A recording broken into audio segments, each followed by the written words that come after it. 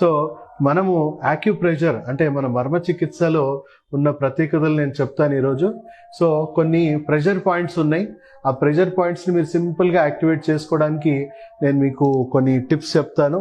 So మన శరీరంలో మన గుండెకి సంబంధించిన నాడి ఇలా అని ఫ్లో అవుతూ ఉంటుంది. సో మన గుండెకి దగ్గరలో ఉన్న నాడులన్నీ కూడా ఇది చాలా ఇంపార్టెంట్ నాడి, హార్ట్ మెరిడియన్ అని కూడా అంటారు.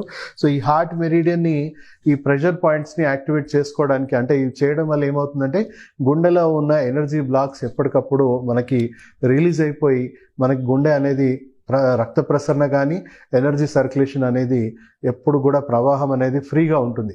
సో దాన్ని మీరు రోజువారీగా యాక్టివేట్ చేసుకోవడానికి మీకు కొన్ని నేను చూపిస్తాను, చిట్కాలు చూపిస్తాను. సో ఇక్కడ నుంచి నాడీ ఫ్లో అవుతుంది కాబట్టి మీరు రోజు ఇలా ట్యాప్ చేసుకోండి. ఫస్ట్ ఇలా ట్యాప్ చేసుకోండి. సో సెకండ్ స్టెప్ వచ్చేసి ఇక్కడ ఈ నాడులని ట్యాప్ చేయండి. అలాగే రెండు వైపులో కూడా ఇలా ట్యాప్ చేసుకోండి.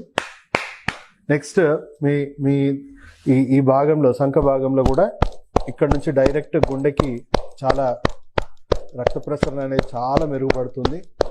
సో ఎనర్జీ ఫ్లో అనేది అంతటా ఉంటుంది కాబట్టి ఇక్కడ కూడా నేను ఆపోజిట్ సైడ్ కూడా మనం చేసుకోవాలి. ఎందుకంటే ఈవెన్ అంటే లేడీస్కి కొంచెం సెంటర్లో ఉంటుంది గుండె. సో ఎక్కువగా వాళ్ళకి రెండు వైపులా చేసుకుంటే ఇంకా మంచిది.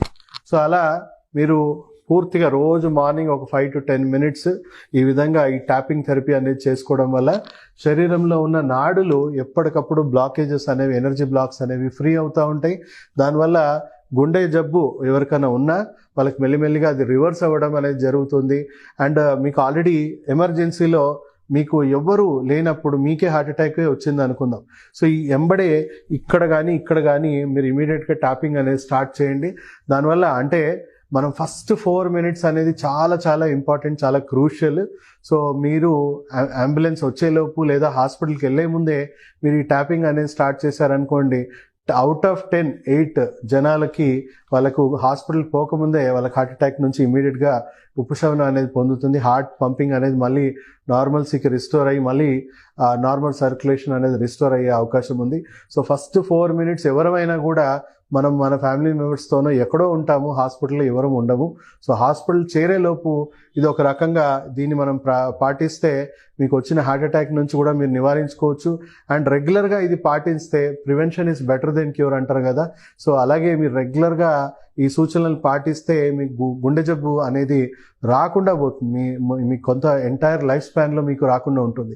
సో ఎవరికైతే వంశపారంపర్యంగా తల్లిదండ్రులు ఎవరైనా గుండె జబ్బులతో చనిపోయిన వాళ్ళు దయచేసి దీన్ని చాలా చాలా సీరియస్గా పాటించండి.